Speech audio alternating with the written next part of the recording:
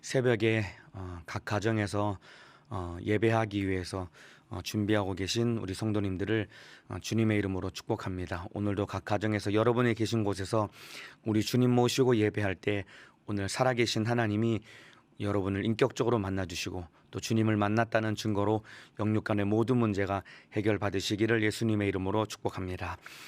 오늘 함께 은혜 받으실 말씀은 마가복음 6장 7절에서 13절 말씀입니다. 마가복음 6장 7절에서 13절입니다. 성경을 한번 찾아주시면 감사드리겠습니다. 마가복음 6장 7절에서 13절 말씀입니다. 다 찾으신 줄로 알고 저는 여기서 여러분은 계신 곳에서 저와 함께 큰 목소리로 또박또박 함께 합독하도록 하겠습니다. 시작. 12제자를 부르사 둘씩 보내시며 더러운 귀신을 제어하는 권세를 주시고 명하시되 여행을 위하여 지팡이 외에는 양식이나 주머니나 전대의 돈이나 아무것도 가지지 말며 신만 신고 두벌업도 입지 말라 하시고 또 가라사대 어디서든지 네 집에 들어가거든 그곳을 떠나기까지 거기 유하라. 어느 곳에서든지 너희를 영접지 아니하고 너희 말을 듣지도 아니하거든 거기서 나갈 때에 발 아래 먼지를 떨어버려 저희에게 증거를 삼으라 하시니 제자들이 나가서 회개하라 전파하고 많은 귀신을 쫓아내며 많은 병인에게 기름을 발라 고치더라. 아멘. 오늘 마가복음 6장 7절에서 13절 말씀을 중심으로 예수가 대책이다 라는 제목으로 하나님의 말씀을 나누도록 하겠습니다. 오늘 본문은 예수님이 드디어 다 모여진 12명의 제자를 전도하기 위해서 이제 파송하시는 그 장면이 기록된 사건입니다. 오늘 이 말씀을 중심으로 함께 은혜를 나눌 텐데요. 7절에 보면은 12제자를 부르사 둘씩 보내시며 라고 기록하고 있습니다. 제자들이 12명이니까 그러니까 2명씩 짝을 지어서 6개 조를 나누어서 우리 주님이 제자들을 각 지역으로 이제 파송을 하십니다. 아마 전 지역으로 제자들을 파송했던 것 같습니다. 2명씩 짝을 지어서 제자들을 보냈다는 것은 이 당시에 2명은 증인의 숫자를 의미합니다. 그러니까 2명씩 짝을 지어서 제자들을 보낸 것은 증인의 숫자를 예수님이 보내신 건데 바로 예수 그리스도의 증인이 되어라라고 우리 주님이 2명씩 짝을 지어서 보내셨습니다. 제자들이 파송된 시기는 예수님의 공생의 초기에 제자들을 보내신 것이고 현실적으로 아직 훈련이 다 끝나지 않은 어찌 보면은 미숙한 상태에 있는 제자들을 예수님이 보내신 건데 이걸 통해서 우리가 무엇을 생각할 수 있냐면은 하나님의 일은 다 배워서 내가 보기에 내가 다 갖추어졌다라고 여겨질 때 하나님의 일을 시작할 수 있는 것이 아니라 아직 다 갖추어지지 않았을지라도 우리 주님이 가라고 명령을 하시면은 주의 일을 하면서 배우고 성장할 수 있는 것이 바로 하나님의 일과 주의 사역의 원리라고 할 수 있습니다. 청년들도 보면은 이런 직분을 좀 맡아서 충성했으면 좋겠습니다. 이런 직분을 맡아서 이렇게 충성을 좀 하십시오라고 요청을 하고 또 부탁을 하면은 가끔 그런 얘기를 합니다. 저는 부족해서 저는 안 될 것 같은데요. 목사님 저는 너무 부족하고 아직도 저는 이렇게 배워야 될 게 많아서 안 될 것 같습니다.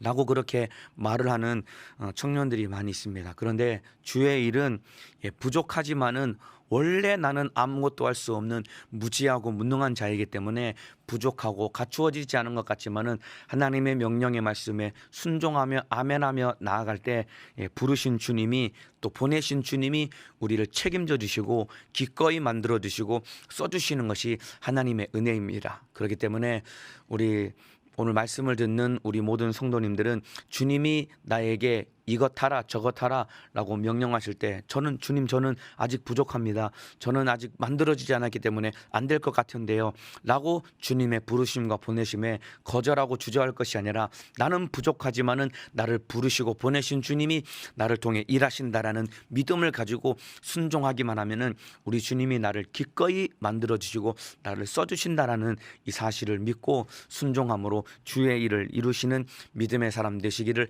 예수님의 이름으로 축복합니다. 오늘 본문에도 제자들을 예수님이 보내실 때 다 배움을 받고 다 훈련을 받고 다 만들어진 상태에서 우리 주님이 보내신 것이 아니라 아직도 미숙하고 아직도 배워야 될 것이 많은 상태이지만은 우리 주님이 보내셔서 사역의 현장 가운데서 배우고 성장하기를 바라시는 마음 때문에 우리 주님 보내신 것입니다. 이와 같이 내가 부족한 것 같고 만들어지지 않은 것 같을지라도 우리 주님의 일에 내가 뛰어들 때 주님은 나를 통해서 일하시는 분이라는 것을 믿고 기꺼이 순종하는 믿음의 사람 되시기를 바라겠습니다. 이렇게 예수님이 2명씩 짝을 지어서 보내시는데 보내시는 그 제자들을 향해서 우리 주님이 중요한 명령을 내시는데 8절과 9절입니다. 명하시되 예수님이 제자들을 향해서 명령하신 말씀입니다. 여행을 위하여 지팡이 외에는 양식이나 주머니나 전대의 돈이나 아무것도 가지지 말며 신만 신고 두벌업도 입지 말라 하시고 라고 제자들에게 예수님이 명령을 하십니다. 그러니까 이런 이것저것 막 거추장스러운 것을 많이 가지지 말고 정말 홀홀단신 몸만 가지고 가라라고 우리 주님이 명령하신 것은 그만큼 제자들이 많은 것을 가지고 가면은 그만큼 이 기동성도 떨어지고 움직이는데 제약을 받기 때문에 예수님이 제자들을 향해서 사역의 어떤 긴박성을 가지고 다급한 마음을 가지고 이 사역을 하라는 그런 의미와 함께 또한 이것저것 많이 가지고 가서 거기에 매이는 사역이 아니라 청렴한 제자들의 삶을 강조한 어떤 메시지가 담겨 있는 것입니다. 그런데 이런 이 명령이 현실적으로는 굉장히 이 대책 없어 보이는 명령이거든요. 여행을 위하여 지팡이 외에는 양식도 가지지 말고 주머니나 전대의 돈도 가지지 말고 그리고 신만 신고 두벌업도 잊지 말라고 하신 것은 현실적으로는 굉장히 대책 없어 보이는 예수님의 명령처럼 여겨질 수 있는 것입니다. 그 당시에 숙박시설이 잘 갖추어진 것도 아니고 뭐 음식점이나 이런 편의시설이 골고루 두루 잘 갖추어진 것이 아닌 시대거든요. 지금이야 숙박시설도 잘 되어 있고 대중교통도 발달되어 있고 그리고 편의시설이 많기 때문에 어디를 가더라도 먹고 자고 쉴 수 있는 시설들이 잘 갖추어져 있지만은 이 당시에는 숙박시설이나 편의시설이 전혀 갖추어지지 않았고 더군다나 가장 중요한 것은 양식도 가지지 말고 전대나 돈도 가지지 말라고 한 것은 아무것도 가지지 말고 빈털터리처럼 그냥 가라고 한 것은 정말로 현실적인 이 삶 속에서 너무나도 대책 없어 보이는 주님의 명령으로 여겨질 수 있습니다.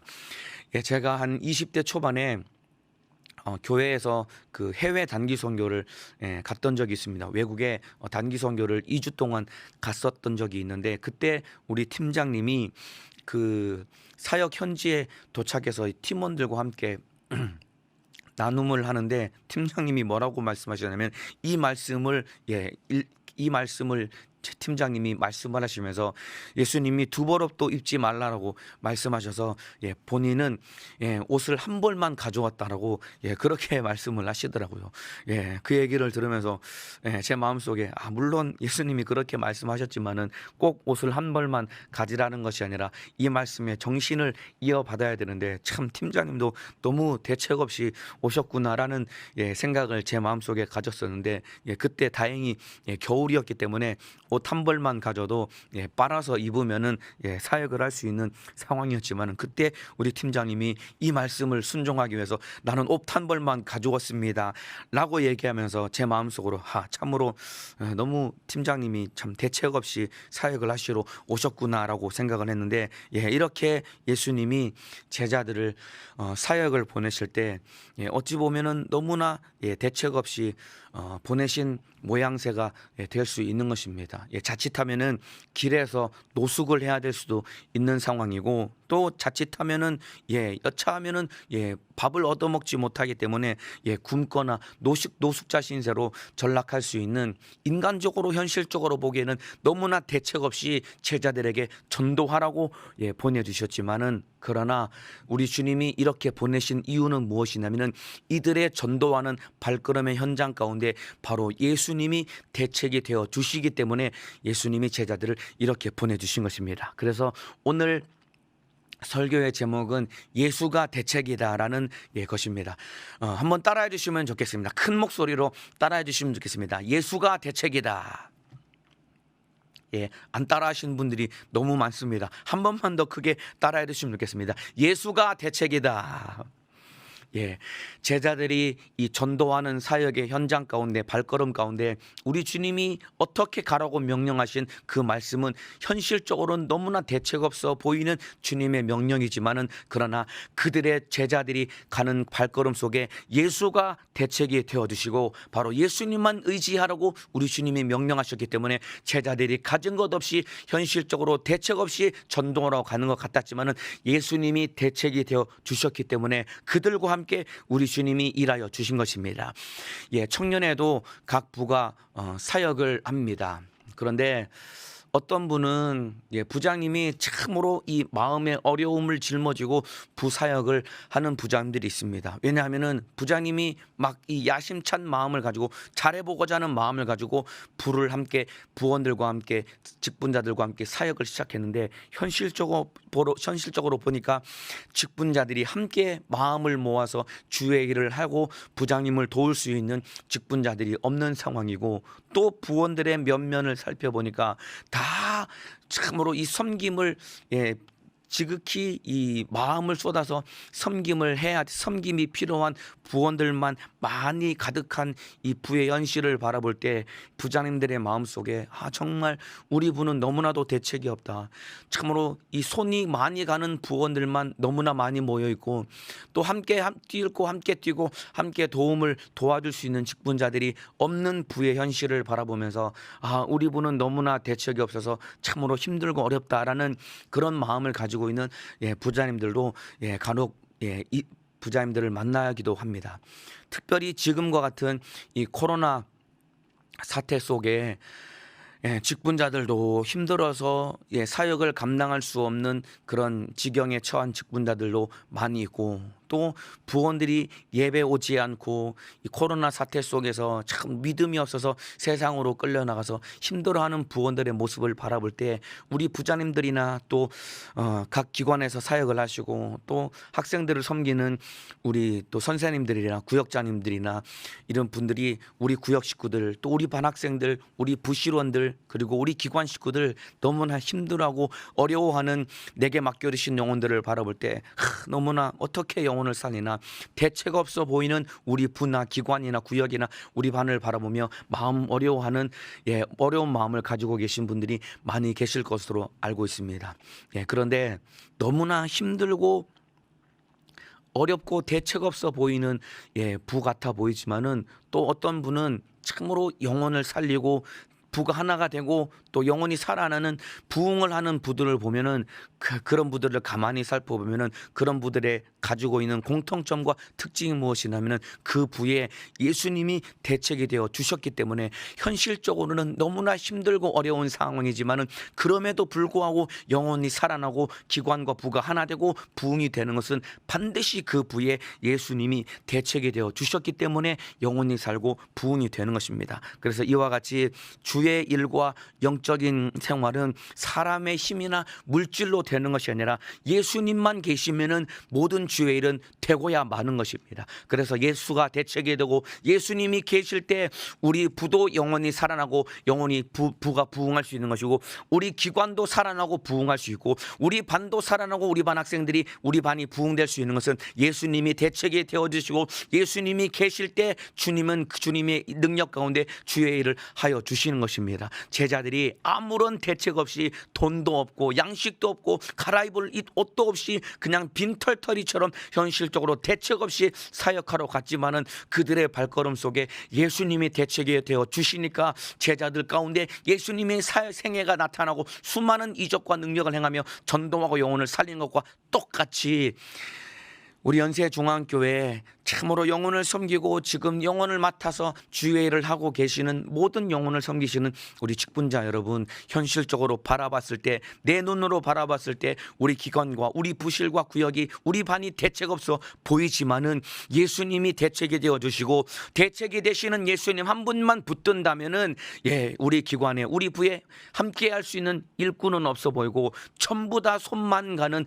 힘들고 나를 어렵게 하는 회원들과 영혼들만 있는 것 같을지라도 우리 주님만 의지하고 우리 사역에 예수님이 대책이 되어주시면 능히 우리 주님은 자기 일을 하시고 영혼이 살아나고 우리 부와 우리 기관은 넉넉히 부흥되고 영혼을 살려낼 수 있게 될 것입니다. 그렇게 되기를 원하시면 아멘 하시겠습니다. 이 믿음을 가지고 코로나 기간 가운데 힘들고 어렵지만은 예수님 한 분 붙들고 대책이신 예수를 의지해서 영육간에 승리하시기를 바라겠습니다. 여러분, 이와 같은 원리는 우리 인생에도 그대로 적용이 됩니다. 광야 같은 세상을 살아가는 너무나 대책 없어 보이는 우리 인생의 단면을 보여주는 것이 바로 제자들이 파송받는 삶의 현장입니다. 이와 같은 원리는 우리 삶에도 그대로 적용되는 것이고, 광야 같은 세상을 살아가는 대책 없어 보이는 우리 인생의 단면을 보여주는 것이 오늘 제자들이 보내심을 받은 모습과 똑같습니다. 보세요. 우리 인생 태어날 때부터 죄인의 신분이 되어버렸습니다. 태어날 때부터 죄인이 되었고 본질상 진노의 자식으로 태어났기 때문에 죄 아래서 저주와 질병과 가난 속에서 참으로 불행을 피할 수 없는 대책 없는 인생이 바로 우리 인생의 현실인 것입니다.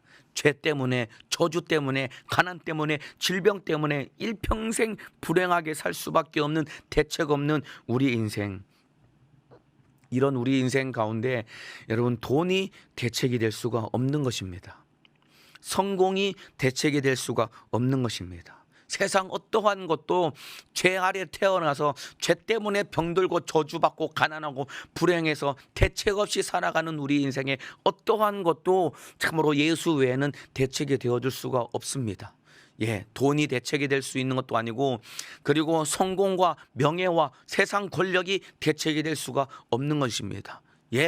참으로 요즘 집값이 많이 올라가지고 이 집 사기가 어려워지는 세대가 되었다고 그렇게 이구동성으로 말을 하는데, 땅을 사고 부동산 투자를 하는 것이 우리 인생과 우리 미래의 대책이 될 수가 절대로 없는 것입니다, 여러분. 누가복음 12장에 보면은 자기 인생의 대책을 마련해 보려고 나름 머리를 굴리고 멋진 대책을 마련했다라고 스스로 여기고 만족했던 사람이 있습니다. 바로 소출이 풍성한 부자, 바로 농부가 있었습니다. 이 농부가 한 해 농사를 지었는데 그 해에 다른 어떠한 해와는 비교할 수 없을 만큼 소위 말하는 대풍을 이루었습니다. 자기가 보기에도 엄청난 이 풍년을 거두었기 때문에 이 수확을 거두면은 지금 있는 창고에는 거둔 수확물을 다 넣어둘 수 없는 지경이 될 만큼 많은 수확을 거뒀고 이미 자기가 부자가 될 수밖에 없다는 것을 알았기 때문에 이 부자의 머릿속에 이제 머리를 굴리기 시작한 겁니다. 그러니까 자기 인생의 대책을 마련하기 위해서 더 큰 창고를 짓기 위해서 옆에 있는 땅을 부동산 투기를 해가지고 옆에 있는 땅을 야금야금 이 매입을 해서 땅을 늘리고, 그리고 지금 있는 창고를 헐어버리고 재건축을 해가지고 훨씬 더 크고 튼튼하고 좋은 창고를 지어가지고 거기다가 거둔 모든 곡식을 다 창고에다 차곡차곡 쟁여놓고 멋지게 만들어진 넓게 산 토지와 함께 잘 지어진 창고와 함께 창고 속에 가득 찬 이 거두어진 곡식을 바라보면서 자기 마음속으로 너무나도 만족스러워서 뭐라고 고백했냐면은, 내 영혼아, 이제 뭐 편히 먹고 마시고 쉬자. 여러 해 쓸 물건을 많이 쌓아두었으니 내 영혼아 이제 먹고 마시며 편히 쉬자라고 그렇게 자기 인생에 참으로 든든한 대책을 마련했다라고 생각한 그 소출이 풍성한 부자를 향해서 우리 주님이 뭐라고 말씀하셨냐면은, 이 어리석은 자야, 오늘 밤에 네 영혼을 부르면 네가 예비한 그것이 네 것이 되겠느냐. 네가 대책이라고 마련한 그것이 누구 것이 되며 그것이 네 영혼의 때에 진정한 대책이 되겠느냐라고 그렇게 우리 주님이 어리석은 부자를 향해서 말씀하고 계십니다. 예, 우리 대책 없는 우리 인생, 돈이 대책이 되는 것이 아닙니다, 여러분. 세상의 성공과 명예와 권력과 권세가 대책이 되는 것이 아닙니다, 여러분. 예, 땅을 사고 부동산 투자를 하고 건물을 매입을 하고 참으로 그렇게 내 미래를 대비하는 그것이 대책이 아니라 우리 인생의 대책은 예수 한 분밖에는 없는 것입니다, 여러분. 그렇기 때문에 보세요. 그 사람의 대책이 무엇인지는 그 사람의 말이 아니라 그 사람의 행동과 삶을 보면은 금방 이 사람의 대책이 무엇인지 바로 드러나게 되어 있습니다. 말은 영적으로 살아야지, 말은 영혼의 때를 위해 살아야지, 나는 천국만 사모합니다. 저는 영혼의 때를 위해서만 삽니다. 영혼의 때를 위해 살아야 됩니다. 아무리 그 사람의 입에서 자기는 영혼의 때를 위해 산다라고 말은 그렇게 한다고 할지라도 이 땅에 소망을 두고 돈을 모으려고 하고 부동산에 투자를 하고 땅을 사고 건물을 매입하고 세상의 명예와 권세를 거머쥐려고 욕심을 부린다면 그 사람의 인생은 예수가 대책이 아니라 바로 이 땅의 땅과 돈과 명예와 권세가 대책이기 때문에 그 사람의 영혼의 때는 보장받을 수가 없는 것입니다. 네, 돈을 많이 갖는 것은 죄가 아닙니다, 여러분.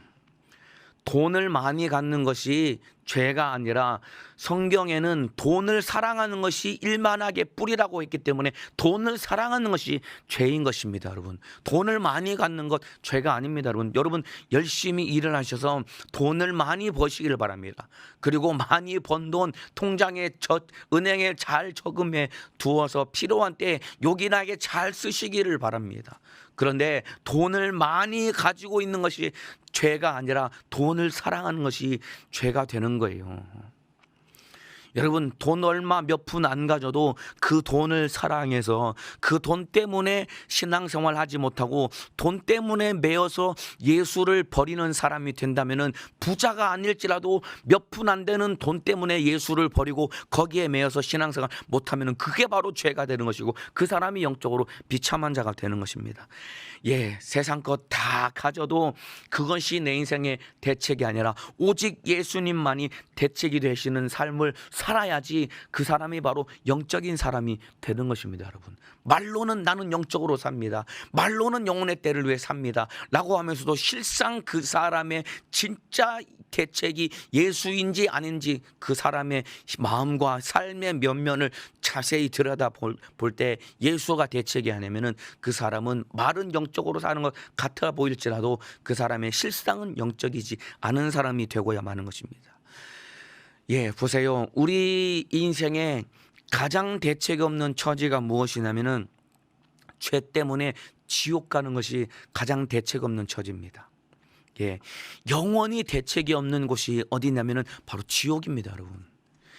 영원히 대책이 없는 곳이 지옥입니다. 한번 생각을 해보세요. 죄 때문에 예수 그리스도의 피의 공로를 만나지 못하고 믿음 없어서 예수 믿지 못해 천국 가지 못하고 지옥의 맨 밑바닥에 떨어져서 활활 불타는 지옥 밑바닥에서 고통당하는 그 인생, 여러분 대책이 있을까요? 영원히 대책이 없기 때문에 영원히 나올 수 없는 지옥에서 영원히 고통당하는 것이 지옥의 형벌의 문제인데, 왜냐하면 죄 때문에 그 지옥에 들어간다 이 말입니다. 그러니까 우리 인생에 가장 대책이 없는 것은 바로 나를 결박하고 있는 죄 문제고 그 죄 때문에 내가 갈 수밖에 없는 지옥의 형벌이 가장 대책이 없는 것입니다.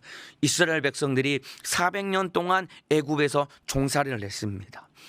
400년 동안 애굽에서 종살이를 한 이스라엘 백성들은 여러분 현실적으로 애굽에서 나올 수 있는 아무런 대책이 없는 것이 그들의 삶의 현실이었습니다. 그들의 자력으로는, 그들의 노력과 수고와 애쓰는 것으로는 애굽에서 절대로 나올 수 없는, 대책 없는 인생이 바로 이스라엘 백성들, 400년 동안 애굽에서 종살이 하는 이스라엘 백성들의 모습인데, 그 모습이 바로 오늘을 살고 있는 저와 여러분의 모습이다 이 말입니다.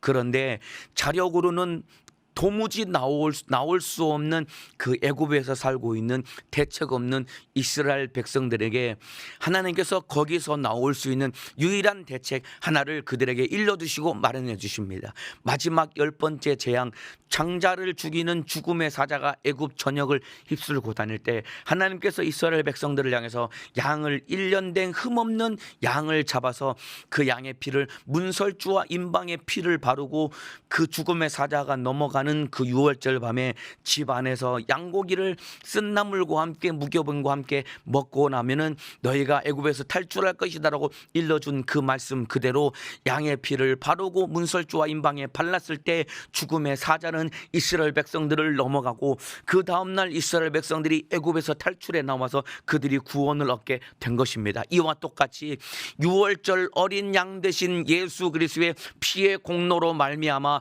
우리가 죄에서 구원을 받은 것이고, 6월절 어린 양 대신 예수 그리스도의 피의 공로로 말미암아 우리가 사망과 저주와 질병과 가난과 지옥의 형벌의 문제에서 우리가 구원을 받았기 때문에 우리 인생의 유일한 대책은 바로 예수 그리스도 하나님의 아들이 되는 것입니다. 인정하시면 아멘 하시겠습니다. 그 예수를 대책으로 삼고 이 땅에서 예수 한 분 붙들고 믿음 생활, 영적 생활에 승리할 때 우리는 예수로 승리할 수 있습니다. 지옥에서 나올 수 있는 유일한 대책 예수 그리스도, 죄 문제를 해결받을 수 있는 유일한 대책 예수 그리스도, 저주와 질병과 가난의 문제가 해결받을 수 있는 유일한 대책 예수 그리스도, 그 예수 그리스도로 말미암아 영육간에 승리하시기를 예수님의 이름으로 축복합니다. 돈이 대책이 되는 것이 아닙니다. 명예와 권세가 대책이 되는 것이 아닙니다. 요즘 아파트 값이 올라간다고, 여러분 땅값이 올라간다고 부동산에 투자를 하고 집을 사고 참으로 땅을 매입하고 이것이 내 인생과 내 미래의 대책이 되는 것이 아니라 오직 예수 한 분만이 대책이 되는 것입니다. 영육간에 여러분이 가지고 있는 수많은 문제, 여러분 이것 해결할 수 있는 유일한 대책은 살아계신 하나님이신, 바로 살아계신 하나님의 아들이신 예수님께 기도하는 것이 대책입니다. 오늘 새벽에 예배 드리시는 우리 성도님들, 질병 때문에, 가난 때문에, 그리고 우울증 때문에, 염려 근심 걱정 때문에, 그리고 자살 충동, 수많은 어려움 때문에 고통당하시면서 밤잠 못 자신 우리 성도님들 계십니까? 바로 우리 주님께 기도하는 것이 대책입니다. 저희 어머니가 저를 낳고 나서 제가 갓난 아기일 때 우리 큰형님이 7살에 학교를 들어갔거든요. 그러니까 제가 태어났을 때 우리 형님이 바로 초등학교 입학을 했고, 형님이 초등학교 입학을 하고 나서 얼마 안 있다가 3월 중순에 제가 태어났거든요. 그때 저희 집이 굉장히 많이 가난했거든요. 아버지께서 그 시골에서 가난해서 많이 못 배우셨으니까 이 자전거 타시면서 자전거를 타고 짐 자전거에 연장이나 이런 것들을 싣고 목수일을 하시면서 일을 하시는데, 그나마도 일거리가 변변치 않아서 집이 정말로 많이 가난했거든요. 7살에 그나마 학교를 일찍 보낸 큰형님이 7살에 학교를 갔는데, 형이 학교를 갔다가 왔는데 집에 와서 하는 얘기가, 학교에서 한 달인가 아마 5,000원을 학교에서 가져오라라고 그렇게 얘기를 했다고 합니다. 근데 그 당시에 집이 너무나도 가난해서 5,000원이 없어가지고 옆집을 집집마다 돌아다니면서 어렵게 5,000원을 구워다가 큰형님 손에 들려보내서 학교를 보냈다라는 얘기를 저희 어머니를 통해서 제가 들었거든요. 그만큼 저희 집이 가난했습니다. 아마 한 10배, 20배가 물가가 뛰었다고 할지라도 지금이면은 한 10만 원인데, 그러니까 집에 현금 10만 원이 없어가지고 돈을 빌려서 아이를 학교에 보낼 만큼 가난했었거든요. 그때 이제 그렇게 가난한데 이제 갓난아기인 저까지 태어났으니까 이제 아들이 셋이었거든요. 제가 막내 아들이고. 그 어머니가 막 기가 막힌 마음에 새벽에 저를 이제 핏덩이 같은 저를 끌어안고 새벽에 가서 하나님 앞에 이 기가 막힌 마음을 가지고 기도를 했다라고 어머니가 말씀해 주시더라고요. 하나님 어떡합니까? 자식들이 이렇게 많은데 어떻게 키웁니까? 하나님, 나는 감당이 안 됩니다. 하나님 어떡합니까? 라고 우리 어머니께서 하나님께 막 애타는 마음으로 기도를 했는데 어머님의 이 경험이고 어머님의 간증입니다. 그때 하나님이 저희 어머님 마음속에 이런 감동을 주셨다고 합니다. 걱정하지 마라. 내가 키워줄게. 내가 책임져 줄게. 내가 키워줄게. 그런 말씀을 우리 어머님께 우리 하나님께서 해주셨다고 합니다. 그때 어머니께서 그 말씀을 듣고 그렇게 이 갓난아기인 저를 안고 이 삼형제를 어떻게 키우냐라는 이런 기가 막힌 마음을 가졌었는데 우리 하나님이 키워주신다는 이 마음을 가지고 우리 집안에 앞으로 이 삼형제의 인생에 예수님이 대책이 되어주시겠구나 이런 믿음을 가지고 어머님이 걱정하지 않고 저희 삼형제를 키워주시는데 하나님이 키워주시겠다고 약속하신 그 말씀대로 저희 삼형제가 하나님의 은혜로 잘 자라면서 한 번도 이 저희가 형제가 자라는데 어려움 없이 하나님의 은혜로 부모님의 보살핌 속에 잘 자랄 수 있게 되었습니다. 이와 같이 여러분이 가지고 있는 영육간에 어떠한 문제를 가지고 있을지라도 오늘 이 새벽에 우리 주님께 기도할 때 우리 인생의 대책이 되시는 주님이 여러분의 인생을 책임지시고 여러분이 짊어지고 있는 기가 막힌 내 힘으로 해결할 수 없는 대책 없어 보이는 여러분의 인생에 예수가 대책이 되어주시고 우리 주님이 해결해 주시고 우리 주님이 응답하여 주실 것입니다. 오늘 그 예수님 붙들고 기도해서 영육간의 모든 문제를 해결 받으시기를 예수님의 이름으로 축복합니다. 그래서 오늘 본문 다시 7절을 보면은 12제자를 부르사 둘씩 보내시며 더러운 귀신을 제어하는 권세를 주시고 라고 기록되어 있는데 보세요. 대책 없이 제자를 예수님이 보내신 것 같지만은 예수님이 가장 확실한 대책을 마련해서 제자들을 보내주셨습니다. 두보로 또 가져가지 말고 전대나 돈도 가져가지 말고 아무것도 양식도 가져가지 말고 그냥 빈몸으로 가라고 말씀하신 예수님이 인간적으로 현실적으로 대책 없이 예수님 제자들을 보내신 것 같지만은 그러나 우리 주님이 제자들을 보내실 때 가장 확실한 대책을 마련해서 보내주시는데 그것이 무엇이냐면은 보내시며 더러운 귀신을 제어하는 권세를 주시고라고 우리 주님이 말씀하고 계십니다. 그러니까 제자들에게 아무것도 가져가지 말라고 말씀하셨지만 분명하고 가장 확실한 대책 더러운 귀신을 제어하는 권세를 주셔서 제자들을 보내주신 것입니다. 7절에 여기 보내시며라는 이 표현이 있는데 여러분 보내시며라는 이 표현을 통해서 이 파생된 용어가 무엇이냐면 바로 사도라는 이 단어가 바로 보내시며라는 이 단어를 통해서 표현을 통해서 파생된 용어가 바로 사도입니다. 사도라는 말이 무슨 말이냐면 보내심을 받은 자가 바로 사도입니다. 보내심을 받은 사람, 보내심을 받은 자가 바로 사도인데 사도라는 이 용어는 바로 보내시며라는 이 표현을 통해서 파생된 단어입니다.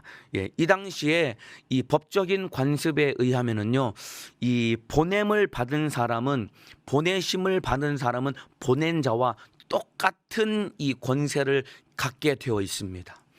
이 당시 법적인 관습으로 보면은 보냄을 받은 사람은 보낸 사람과 똑같은 권세를 부여받게 되는 것입니다. 그렇기 때문에 보세요. 보내심을 받은 이 제자들을 통해서 더러운 귀신이 쫓겨나가고 질병이 고침받았던 이유는 무엇이냐면은 바로 이들을 보내셨던 예수님과 똑같은 권세를 가지고 제자들이 갔기 때문에 바로 이들을 통해서 귀신이 떠나가고 질병이 고침받고 예수님이 하신 그 일을 그대로 예수님의 생애를 재현할 수 있었던 것은 바로 보내신 주님과 함께 보냄받은 받은 제자들에게도 보내신 주님과 똑같은 권세가 나타났기 때문에 제자들을 통해서 예수님의 생애가 재현되는데 바로 이것이 대책이다 이 말입니다. 저와 여러분의 인생도 마찬가지입니다. 우리 주님이 우리를 보내셨습니다. 우리 주님이 우리를 보내고 계십니다. 마가복음 16장 17절 18절 말씀에 믿는 자들에게는 이런 표적이 따르니 곧 저희가 내 이름으로 귀신을 쫓아내며 병든 자에게 손을 얹은즉 나으리라 하시더라. 이 말씀은 바로 오늘을 살고 있는 저와 여러분에게 명령하신 하나님의 말씀입니다.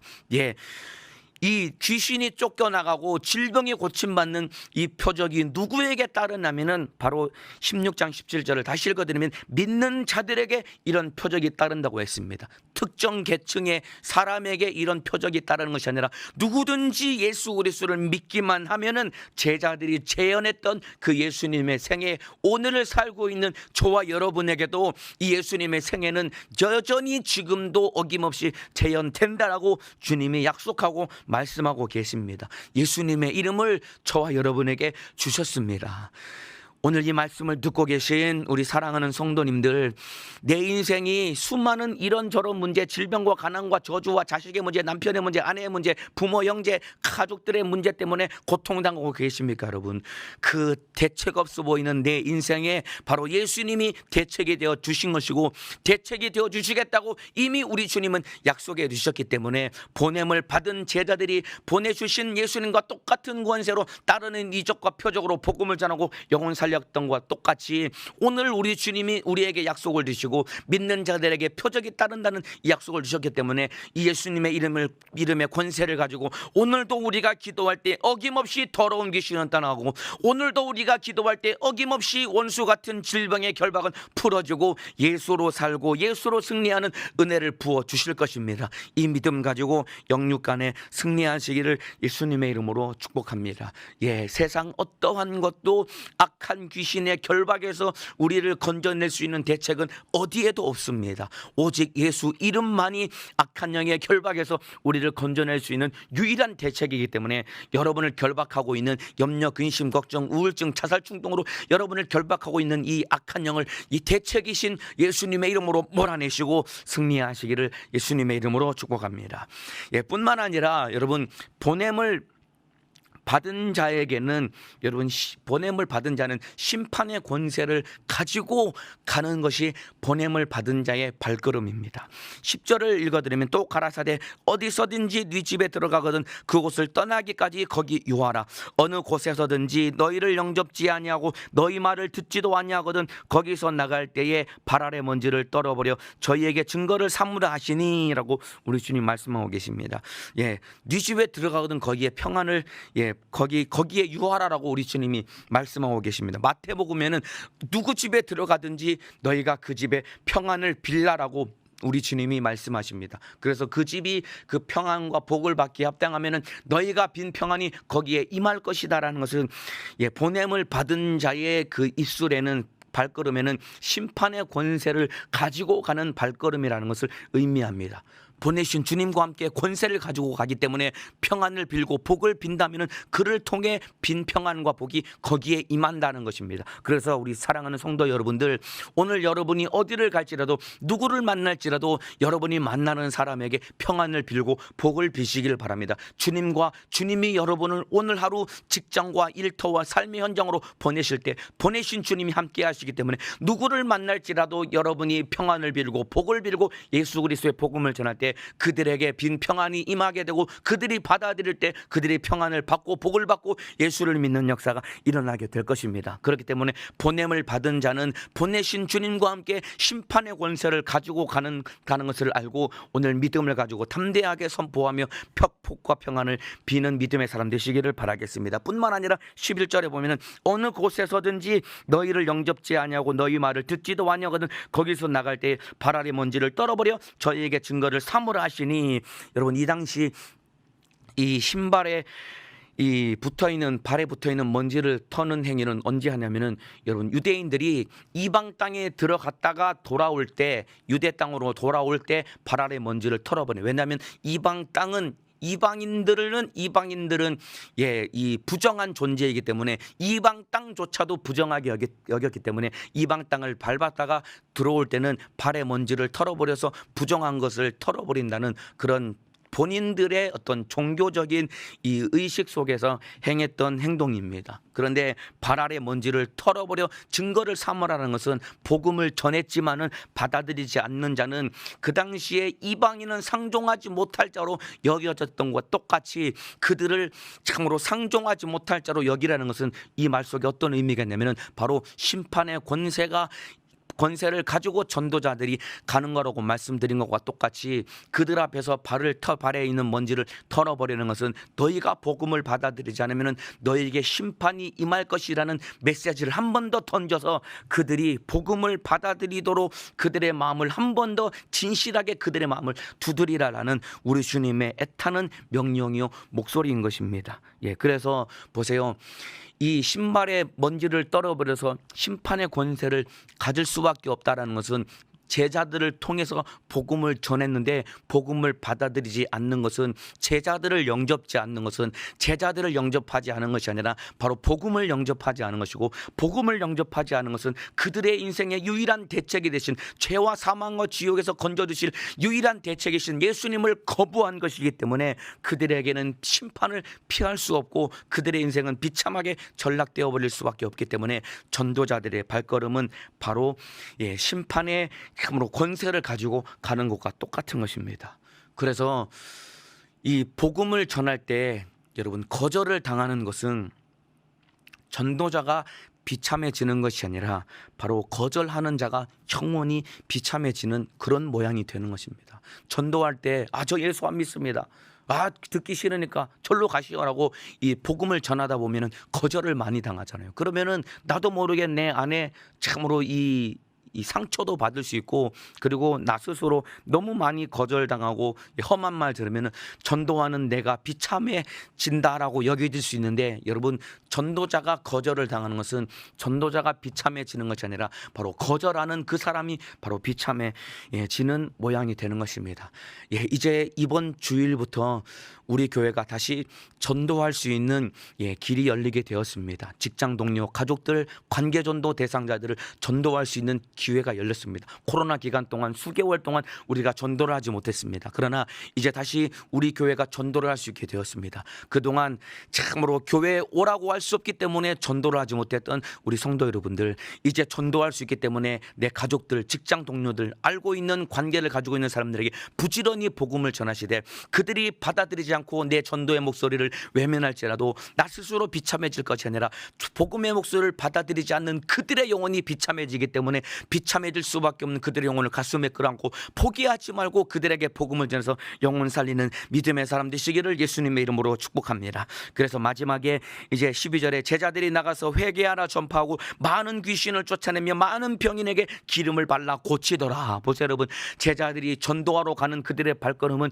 현실적으로는 너무나 대책 없어 보이는 그들의 출발이고 그들의 발걸음 같아 보이지만은 귀신을 제어할 수 있는 권세를 주신 확실한 대책을 주신 예수님과 함께 그들이 갈 때 제자들의 발걸음 속에 예수님의 생애가 체현되었기 때문에 귀신이 떠나가고 질병든 자라들이 고침받을 때 주님이 함께 하신다는 증거가 그들의 삶을 통해 나타났습니다. 이와 같이 제자들의 사역에 대책이 되어주신 우리 주님이 오늘을 살고 있는 저와 여러분의 인생에 대책이 되어 주시는 분이 바로 예수님이십니다. 오늘 한날 이 예수님 모시고 승리하시길 바라겠습니다. 마가복음 16장 20절에 제자들이 나가 두루 전파할세 주께서 함께 역사하사 그 따르는 표적으로 말씀을 확실히 증거하시니라.